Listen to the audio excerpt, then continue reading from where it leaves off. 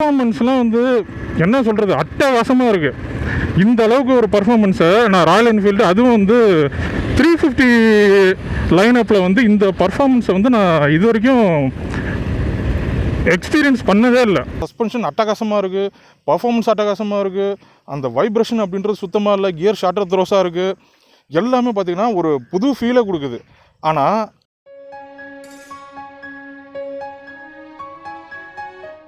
இப்போ எல்லாமே புதுசு இல்லையா, அதனால் என்னென்ன சேஞ்சஸ் பண்ணியிருக்காங்க அப்படின்றத பார்த்துடலாம். மீட்டியார் 350யோட இன்ஜின் ஸ்பெசிஃபிகேஷன்ஸை பற்றி பார்த்துருவோம். இது வந்து பார்த்தீங்கன்னா 349cc இருக்கக்கூடிய இன்ஜின், ஹார்ஸ் பவர் 20.2 ஹார்ஸ் பவரில் லைட்டாக ஒரு இன்க்ரீஸ் இருக்குது. இன்னமும் அது வந்து 5 ஸ்பீட் கியர் பாக்ஸ் தான், அதில் எந்த சேஞ்சுமே இல்லை. அப்புறம் கூலிங் சிஸ்டம்னு வர்றப்போ ஒரு air oil cooled engine, oil கூல்டுன்னு மென்ஷன் பண்ணியிருக்காங்க. ஒரு சின்ன ட்விஸ்ட் ஒன்று வச்சிருக்காங்க, அது என்ன அப்படின்றத போக போக நான் பின்னாடி சொல்கிறேன். அதுக்கடுத்து ஃபியூல் கெப்பாசிட்டின்னு பார்க்குறப்போ 15 லிட்டர்ஸ் ஃபியூல் கெப்பாசிட்டி கொடுத்துருக்காங்க. டூயல் சேனல் ABS இருக்குது. அது மட்டும் இல்லாமல் வண்டியோட வெயிட் அப்படின்னு பார்க்குறப்போ 191 kg. முன்னாடி வந்து பார்த்தீங்கன்னா 197 இருந்துச்சு, இப்போ வந்து ஒரு 6 kg வந்து ட்ராப் ஆயிருக்கு. இன்ஜினை பற்றி ஸ்பெசிஃபிக்காக பார்க்குறப்போ இன்ஜினில் ஒரு சில சேஞ்சஸ் நடந்திருக்கு. என்ன அப்படின்றத பார்த்தீங்கன்னா, முன்னாடி வந்து ஒரு புஷ் ராட் மெக்கானிசம் இருந்துச்சு, இப்போ வந்து பார்த்தீங்கன்னா SOHC-ஆல் ரீப்ளேஸ் பண்ணியிருக்காங்க. ஸோ அது வந்து SOHC அப்படின்னா என்ன அப்படின்னு கேட்டிங்கன்னா, single over head game shaft. இன்னமும் இது வந்து ஒரு லாங் ஸ்ட்ரோக் இன்ஜின் தான். லாங் ஸ்ட்ரோக் இன்ஜின் அப்படின்னா என்ன அப்படின்றது தெரிஞ்சுக்கணும்னு நினைக்கிறவங்களுக்கு ஆல்ரெடி ஒரு வீடியோ ஒன்று பண்ணியிருக்கேன், ஸ்ட்ரோக் லெங்த் அப்படின்னு. தெரிஞ்சுக்கணும் அப்படின்னு நினச்சிங்கன்னா ஒரு கார்டு ஒன்று கொடுக்குறேன், மறக்காம அதை போய் செக் பண்ணி பாருங்க. ஓகே, இப்போ அடுத்த சேஞ்ச் என்ன அப்படின்றது பார்த்தீங்கன்னா ஃபியூல் இன்ஜெக்டர்ஸ். ஃபியூல் இன்ஜெக்டர்ஸ்னால பர்ஃபார்மன்ஸ்லையும் சரி ஒரு டிரைவிங்லையும் சரி ஏகப்பட்ட சேஞ்சஸ் நடந்திருக்கு. அது என்ன அப்படின்றதுலேருந்து எல்லாமே நம்ம பின்னாடி பார்த்துருவோம். ஏன்னா ஆல்ரெடி நான் வந்து ஒரு வீடியோ ஒன்று போட்டிருக்கேன். அந்த வீடியோவில் வந்து பார்த்தீங்கன்னா நான் சொல்லியிருப்பேன், ராயல் என்ஃபீல்டு நீங்கள் வாங்குறதா இருந்தாக்கா பர்ஃபார்மன்ஸ் தயவு செஞ்சு எதிர்பார்க்காதீங்க அப்படின்ற மாரி தான் சொல்லியிருப்பேன். அதுக்கு என்ன ரீசன் அப்படின்றதும் நான் கிளியராகவே சொல்லியிருப்பேன். ஆனால் என்னோட அந்த தாட்டை டோட்டலாகவே வந்து பார்த்தீங்கன்னா மீட்டியார் 350 வந்து பிரேக் பண்ணிடுச்சு. ஒரு 350cc பர்ஃபார்மன்ஸ் வந்து பார்த்தீங்கன்னா வச்சுங்களேன் அட்டகாசமாக இருக்குது. உண்மையாக ராயல் என்ஃபீல்டில் இது வரைக்கும் அதான் சொல்கிறேன் இல்லையா, இது வரைக்கும் இந்த மாதிரியான ஒரு பர்ஃபார்மன்ஸை 350 லைனப்பில் நான் எக்ஸ்பீரியன்ஸ் பண்ணதே கிடையாது. இதில் வந்து எனக்கு பயங்கர ஷாக்கிங்காக இருந்தது, இது உண்மையிலே ராயல் என்ஃபீல்டு தானா அப்படின்ற ஒரு டவுட்டே எனக்கு வந்துருச்சுன்னு வச்சுக்கோங்களேன். பர்ஃபார்மன்ஸ்லாம் வந்து என்ன சொல்கிறது, அட்டகாசமாக இருக்குது. அப்படி இந்த மீட்டியரோட பர்ஃபார்மன்ஸ் அந்த அளவுக்கு இன்க்ரீஸ் ஆகிறதுக்கான ரீசன் என்ன அப்படின்றத பார்க்கும்போது எல்லாமே சேஞ்ச் பண்ணிட்டாங்கன்னு வச்சுக்கோங்களேன். இப்போ பழைய 350 லைனப்பில் இருந்த பார்ட்ஸ் எல்லாம் வந்து பார்த்தீங்கன்னா அவங்க எல்லாத்தையுமே டோட்டலாக சேஞ்ச் பண்ணாங்க. நியூ அப்படின்னா பிராண்ட் நியூ அப்படின்னு சொல்லிட்டு எல்லாத்தையும் டோட்டலாக மாற்றிட்டாங்க. சொல்ல போனால் ராயல் என்ஃபீல்டு வந்து இப்போ தான் வந்து கஸ்டமர்ஸோட ஒரு ரிவ்யூவையோ அவங்களோட கஸ்டமர்ஸோட எக்ஸ்பெக்டேஷனை வந்து இப்போ தான் வந்து கரெக்டாக புரிஞ்சிருக்காங்க அப்படின்றது இந்த மீட்டியார் அவங்க வண்டியை வந்து ரிலீஸ் பண்ணப்பயே வந்து கிளியராகவே தெரிஞ்சிருச்சு. அதுவும் ஓட்டி பார்க்கும்போது கிளியராகவே தெரிஞ்சிருச்சு. என்ன ஒரே ஒரு சின்ன குறை என்ன அப்படின்னு பார்த்தீங்கன்னாக்கா கூலிங் சிஸ்டம் இல்லை அப்படின்றது தான். ஆனால் அதுக்கும் வந்து பார்த்தீங்கன்னா இந்த தடவை ராயல் என்ஃபீல்டு என்ன பண்ணியிருக்காங்க அப்படின்னா, இன்ஜின் ஆயில் இருக்கு இல்லையா, இன்ஜின் ஆயில் வந்து பார்த்தீங்கன்னாக்கா நார்மலாக எல்லா வண்டியிலையுமே வந்து இன்ஜினை லூப்ரிகேட் பண்ணுறதுக்கு மட்டும்தான் சர்க்குலேஷனில் இருக்கும். ஆனால் ராயல் என்ஃபீல்டில் வந்து ஒரு சின்ன சேஞ்ச் ஒன்று பண்ணியிருக்காங்க. என்ன அப்படின்னா, இன்ஜின் ஆயிலை வந்து சிலிண்டர் ஹெட்டு வரைக்கும் சர்க்குலேட் பண்ணுற மாதிரியான ஒரு சிஸ்டம் வந்து மீட்டியாரில் வந்து கொண்டு வந்திருக்காங்க.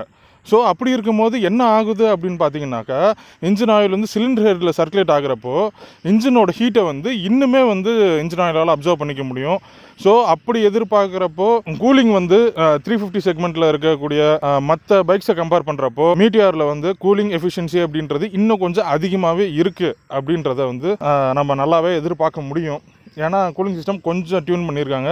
ஆனால் என்ன, ஒரு ஆயில் கூலர் கொடுத்துருந்தா இன்னும் கொஞ்சம் ஒரு நல்ல அட்வான்டேஜஸாக இருந்திருக்கும்.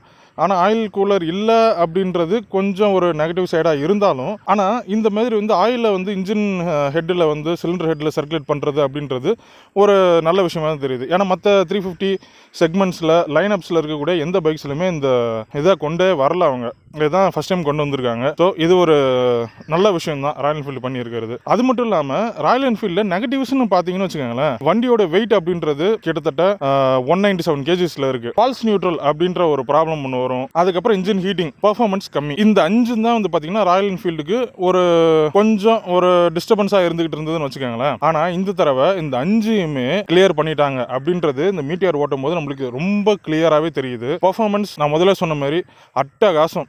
இந்த பர்ஃபார்மன்ஸை நான் எதிர்பார்க்கவே இல்லை. அவ்வளோ சூப்பரான பர்ஃபார்மன்ஸு நீங்கள் வந்து இந்த டெஸ்ட் ட்ரைவில் பார்க்கலாம். ராயல் என்ஃபீல்டில் ஓட்டின எந்த வண்டியிலையும் இந்த அளவுக்கு ஒரு பர்ஃபார்மன்ஸை நான் வந்து ஒரு ஃபீல் பண்ணதும் இல்லை, பார்த்ததும் இல்லை. நீங்கள் டெஸ்ட் ட்ரைவில் நீங்களே பார்க்கலாம். அந்த ஸ்பீடோமீட்டரில் இருக்கக்கூடிய நீடில் எவ்வளவு ஃபாஸ்ட்டாக வந்து ரைஸ் ஆகுது அப்படின்றத பார்த்தாலே வந்து உங்களுக்கு கிளியராக புரியும்னு நினைக்கிறேன். ஓகே, இப்போ என்னென்ன சேஞ்ச் பண்ணியிருக்காங்க அப்படின்றத இப்போ நம்ம கிளியராக பார்த்துருவோம். இப்போ இன்ஜின் வந்து பார்த்தீங்கன்னா டோட்டலாக நியூ இன்ஜின் வந்து ரீடிசைன் பண்ணியிருக்காங்க. ரெண்டாவது வந்து பார்த்தீங்கன்னாக்கா கியர் பாக்ஸ் வந்து அதுவும் டோட்டலாக நியூ. இப்போ ராயல் என்ஃபீல்டில் முன்னாடி இருந்ததெல்லாம் பார்த்தீங்கன்னா ஃபால்ஸ் நியூட்ரல் வரும். அது மட்டும் இல்லாமல் கியர்ஸ் வந்து பார்த்தீங்கன்னா கொஞ்சம் லாங் த்ரோவாக இருக்கும். கியர்ஸ் வந்து பார்த்தீங்கன்னாக்கா ஷார்ட் த்ரோவாக இருக்குது. இப்போ நம்ம மற்ற பைக்கு நீங்கள் எப்படி ஓட்டுறப்ப கியர்ஸ் சேஞ்ச் பண்ணுறப்ப உங்களுக்கு என்ன ஃபீல் இருக்கோ சேம் அதே ஃபீல் தான் வந்து பார்த்தீங்கன்னா இப்போ ராயல் என்ஃபீல்டு மீட்டியர் 350லேயும் வந்து பார்த்தீங்கன்னா சேம் அதே மாதிரி கியர்ஸ் சேஞ்ச் பண்ணிட்டாங்க. ஃபால்ஸ் நியூட்ரல் அப்படின்ற ப்ராப்ளம் நான் ஓட்டின வரைக்கும் இல்லவே இல்லை. பர்ஃபார்மன்ஸ் அட்டகாசமாக இருக்குது, சூப்பராக இருக்குது, அதில் எந்த செஞ்சுமே கிடையாது. அதுக்கு அடுத்தது வெயிட் அப்படின்னு நீங்கள் பார்க்குறப்போ வெயிட் வந்து பார்த்திங்கன்னா ரெடியூஸ் ஆகிருக்கு. கிட்டத்தட்ட எவ்வளோ 191 kgsன்னு நினைக்கிறேன். ஸோ வெயிட் வந்து பார்த்திங்கன்னா கிட்டத்தட்ட 6 kgs அப்படின்ற அளவுக்கு வெயிட் குறைஞ்சிருக்கு. அது மட்டும் இல்லாமல் தண்டர்பேர்டை பொறுத்த வரைக்கும் பார்த்திங்கன்னு வச்சுக்கோங்களேன், எப்போவுமே வந்து அந்த ஒரு வண்டியோட வெயிட் அப்படின்றது உங்களுக்கு ஃபீல் ஆகாது. ஏன்னா வந்து டிரைவிங்கோட பொசிஷன் அந்த மாதிரி இருக்கும். மீட்டியாரில் அது வந்து 190 கிலோ 191 கிலோ அப்படின்னா ஒரு அந்த அளவுக்கு ஒரு ஃபீலே இல்லை. அந்த மாதிரியான ஒரு சூப்பரான ஒரு இன்ஜினியரிங் பண்ணியிருக்காங்க. ஸோ வெயிட் அப்படின்றது ஒரு விஷயமே இல்லை, ஒரு மேட்டரே இல்லை. அது மட்டும் இல்லாமல் இங்கே சஸ்பென்ஷன் பார்க்குறப்போ ரொம்ப ரொம்ப சூப்பராக இருக்குது. தண்டர்பேர்டில் சஸ்பென்ஷன் சூப்பராகவே இருக்கும். அது மட்டும் இல்லாமல் மீட்டியாரில் பார்க்குற போது, ஏன்னா வந்து நான் ஏன் அடிக்கடி தண்டர்பேர்டுன்னு சொல்லிட்டு இருக்கேன்னா, தண்டர்பேர்டோட லைன் அப்போ தான் மீட்டியார் 350 வந்து ரீப்ளேஸ் பண்ணியிருக்கு. ஓகேவா, அதனால தான் நான் வந்து அடிக்கடி தண்டர்பேர்டு அப்படின்ற மென்ஷன் பண்ணியிருக்கேன். அது மட்டும் இல்லாமல் நான் தண்டர்பேர்டு வச்சிருக்கேன் அப்படின்றதும் ஒரு காரணமாக இருக்கலாம். ஆனால் மெயின் ரீசன் தண்டர்பேர்டை கம்பேர் பண்ணுறதுக்கு என்னன்னா, தண்டர்பேர்டை தான் வந்து மீட்டியார் 350 லைனப்பை வந்து ரீப்ளேஸ் பண்ணுது.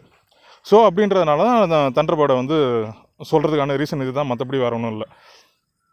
வைப்ரேஷன் சுத்தமாக இல்லை. ராயல் என்ஃபீல்டில் இன்னொரு கொஞ்சம் டவுன் சைடு அப்படின்னு பார்த்தீங்கன்னா வைப்ரேஷன்ஸ் அப்படின்றது தான். இந்த வண்டியை ஸ்டார்ட் பண்ணுறப்போ எனக்கு சுத்தமாக அந்த வைப்ரேஷன் ஃபீல் ஆகலை. அது மட்டும் இல்லாமல் வண்டியை மூவ் பண்ணுறப்போ கூட வைப்ரேஷன் ஃபீல் ஆகலை. சரி ரைஸ் பண்ணுவோன்னு சொல்லிட்டு நான் இப்போ டெஸ்ட் ட்ரைவ் பண்ணுறப்போ பார்த்தீங்கன்னா கிட்டத்தட்ட நான் வந்து 90 வரைக்கும் ரீச் பண்ணேன். அந்த 90 வரைக்கும் பார்த்தீங்கன்னா வைப்ரேஷன் சுத்தமாக இல்லை. எனக்கு பயங்கர ஷாக்கிங்கான விஷயமே பார்த்தீங்கன்னா இந்த 2 விஷயம் தான். எடுத்தோடனே நோட் பண்ணது வந்து பார்த்தீங்கன்னா சஸ்பென்ஷன் அட்டகாசமாக இருக்குது, பர்ஃபார்மன்ஸ் அட்டகாசமாக இருக்குது, அந்த வைப்ரேஷன் அப்படின்றது சுத்தமாக இல்லை, கியர் ஷார்ட்டர் த்ரோஸாக இருக்குது, எல்லாமே பார்த்தீங்கன்னா ஒரு புது ஃபீலை கொடுக்குது. ராயல் என்ஃபீல்டோட ட்ரெடிஷன் மாறவே இல்லை. கிட்டத்தட்ட ஒரு பயங்கரமான ஒரு சேஞ்சஸை வந்து மீட்டியார் 350 கொண்டு வந்திருக்காங்க. ஆனால் ராயல் என்ஃபீல்டோட ட்ரெடிஷன் மாறாமல் அவ்வளோத்தையும் வந்து பார்த்தீங்கன்னா டோட்டலாகவே சேஞ்ச் பண்ணிட்டாங்க. ஒரு ஸ்பீட் பிரேக்கரில் ஏறி இறங்குறப்போ லோ எண்டில் செகண்ட் கியரில் வந்து பார்த்தீங்கன்னா நீங்கள் கொஞ்சம் ஆக்சிலரேட்டர் கொஞ்சம் அதிகமாக கொடுக்குற மாதிரி இருக்கும் 350 செக்மெண்ட்டில், ஓகேவா.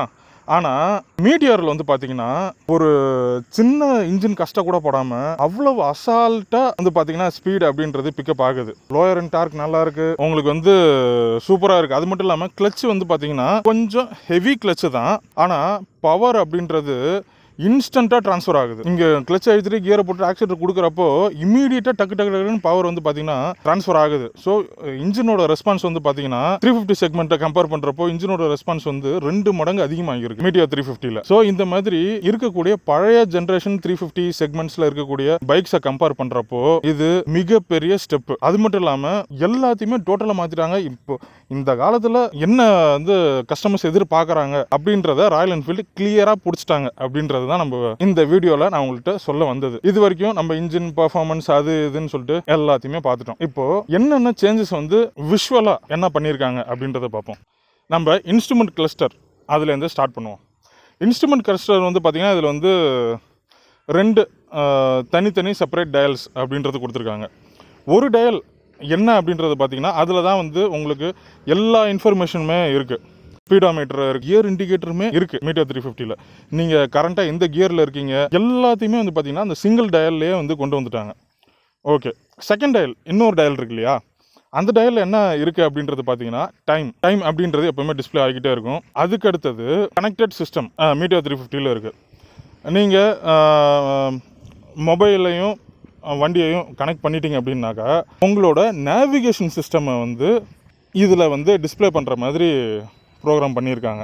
ஃபோனையும் வண்டியையும் கனெக்ட் பண்ணிவிடு, நேவிகேஷனை போட்டுரு, உன்னை எப்போ திரும்பணும், எங்கே திரும்பணும், என்ன பண்ணணும் அப்படின்றத இங்கேயே பார்த்துக்க அப்படின்ற மாதிரி கொடுத்துட்டாங்க. இது வந்து உண்மையில ஒரு சூப்பரான சிஸ்டம் ராயல் என்ஃபீல்டு வந்து கொண்டு வந்திருக்கிறது. உண்மையில இந்த மாதிரி ட்ராவல் பண்ணுறவங்க, ஒரு நியூ பிளேசஸ் எக்ஸ்ப்ளோர் பண்ணுறவங்க, அந்த மாதிரி இருக்கவங்களுக்குலாம் இந்த சிஸ்டம் ரொம்பவே யூஸ்ஃபுல்லான ஒரு சிஸ்டம். அது மட்டும் இல்லாமல் இப்போ நம்ம ஸ்விட்சஸ் பார்க்குறோம் அப்படின்னு வச்சுக்கோங்க.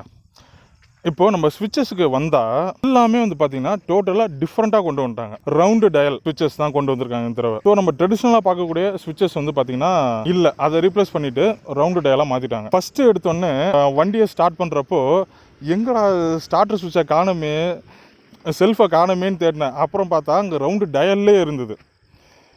இன்ஜின் கீழ் ஸ்விட்சும் இருக்குது, அதுக்கப்புறம் ஸ்டார்ட் பண்ணுறதுக்கான ஸ்விட்சும் வந்து பார்த்தீங்கன்னா அந்த ரவுண்ட் டயல்லே கொடுத்துட்டாங்க. சேம் அதேமாரி ஹெட்லைட்ஸும் சரி, லெஃப்ட் சைட்ஸில் இருக்கக்கூடிய ஸ்விட்சஸும் வந்து பார்த்திங்கன்னா ரவுண்ட் டயலுக்கு மாற்றிட்டாங்க. அதுக்கு அடுத்தது நம்ம ஃப்ரண்ட் லைட்டுன்னு வர்றப்போ ஒரு பெரிய எல்இடி, ஒரு சர்க்குலர் எல்இடி, ஹெட்லைட் எவ்வளோ பெருசு இருக்கோ அந்த அளவுக்கு பெரிய ஒரு செமி சர்க்குலர் எல்இடி கொடுத்துருக்காங்க. பின்னாடி வந்து பார்த்திங்கன்னா லைட்டை வந்து பார்த்திங்கன்னா சேஞ்ச் பண்ணிட்டாங்க. பின்னாடி இப்போ வந்து சர்க்குலர் டெயில் லேம்ப் கொடுத்துருக்காங்க. மொத்தத்தில் சொல்லப்போனால் இது வந்து ராயல் என்ஃபீல்டோட ஒரு கேம் சேஞ்சர் அப்படின்னு சொல்லலாம். அந்த அளவுக்கு ஒரு டோட்டலாக ஒரு கஸ்டமரோட நீடு என்ன, தேவை என்ன அப்படின்றத இந்த தடவை புரிஞ்சுக்கிட்டு கொடுத்துட்டாங்க அப்படின்னு தான் சொல்லணும். ஏன்னா ஒரே ஒரு சின்ன விஷயம் நான் முன்னாடியே சொன்ன மாதிரி லிக்விட் கூல்டு இன்ஜின்ஸ் தேவையில்ல, அட்லீஸ்ட் ஆயில் கூல்டு இன்ஜின்ஸ் கொடுத்துருக்கலாம். அது ஒன்றே மட்டும் தான் ஒரு சின்ன குறையாக இருக்குது. சீக்கிரம் அதையும் கொண்டு வந்துருவாங்க அப்படின்னு சொல்லிட்டு நினைக்கிறேன். ஸோ நான் ரொம்ப நிறைய பேசியிருப்பேன்னு நினைக்கிறேன். ஆனால் நான் என்ன சொல்ல வந்தேன், நான் என்ன சொல்கிறேன் அப்படின்றது உங்களுக்கு கிளியராக புரிஞ்சிருக்கும் அப்படின்னு எக்ஸ்பெக்ட் பண்ணுறேன். இந்த வீடியோ உங்களுக்கு பிடிச்சிருந்தது அப்படின்னாக்கா மறக்காமல் ஒரு லைக் பண்ணுங்கள். யாராவது ராயல் என்ஃபீல்டில் பைக்ஸ் வாங்கணும் அப்படின்னு சொல்லிட்டு உங்கள் ஃப்ரெண்ட்ஸ் யாராவது இல்லை உங்களுக்கு தெரிஞ்சவங்க யாராவது இருக்காங்க அப்படின்னு நினச்சிங்கன்னா மறக்காமல் அவங்களுக்கு இந்த வீடியோவை ஷேர் பண்ணுங்கள். ஆட்டோமோட்டிவ்ஸை பற்றி டெக்னிக்கலாக டீட்டெயில்டாக நிறைய விஷயங்கள் நீங்கள் தமிழில் தெரிஞ்சுக்கணும் அப்படின்னு நினச்சிங்கன்னா மறக்காமல் நம்ம சேனலை சப்ஸ்கிரைப் பண்ணிவிடுங்க. அது மட்டும் இல்லாமல் இன்னொரு முக்கியமான விஷயம், மீட்டியர் 350யோட கஸ்டமைசேஷனை பற்றி இன்னொரு வீடியோ ஒன்று செப்பரேட்டாகவே பண்ணுறேன். ஏன்னா கஸ்டமைசேஷன் அவ்வளோ கஸ்டமைசேஷன் கொடுத்துருக்காங்க. கஸ்டமைசேஷனுக்கெலாம் வந்து அளவே இல்லை. நீங்கள் வந்து ஆஃப்டர் மார்க்கெட்ஸுக்கெலாம் நீங்கள் போகணும் அப்படின்ற அவசியமே இல்லை. எல்லாத்தையுமே ராயல் என்ஃபீல்டு அவங்களே சொந்தமாகவே டிசைன் பண்ணி எல்லாத்தையுமே கொடுத்துட்டாங்க. அது என்னென்ன அப்படின்றதெல்லாம் ஒரு தனி செப்பரேட் வீடியோவே பண்ணுறேன். உங்களுக்கு விருப்பம் இருந்தது அப்படின்னாக்கா அந்த வீடியோவும் பாருங்கள். நெக்ஸ்ட் வீடியோவில் பார்ப்போம். பாய்.